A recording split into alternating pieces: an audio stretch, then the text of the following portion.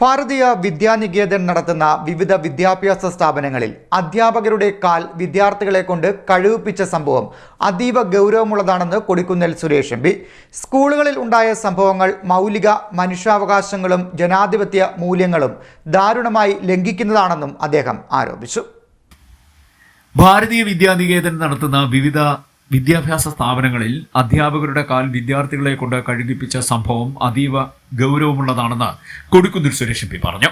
കാസർഗോഡ് ബന്ദുടുക്കയിലെ സരസ്വതി വിദ്യാലയം, മാവേലിക്കരയിലെ Vidyadhiraja central school, Edappon Attuva Vivekananda വിദ്യാപീഠം തുടങ്ങിയ സ്കൂളുകളിൽ ഉണ്ടായ സംഭവങ്ങൾ മൗലിക മനുഷ്യാവകാശങ്ങളും ജനാധിപത്യ മൂല്യങ്ങളും ദാരുണമായി ലംഘിക്കുന്ന തരത്തിലുള്ളതാണെന്നും എം.പി. ആരോപിച്ചു. വിദ്യാഭ്യാസം പുരോഗമനബോധം വളർത്താൻ ഉദ്ദേശിച്ചുള്ളതാണ്, അല്ലാതെ അധീനതയും അടിമത്ത മനോഭാവവുമല്ല കുട്ടികളിൽ വളർത്തേണ്ടത്.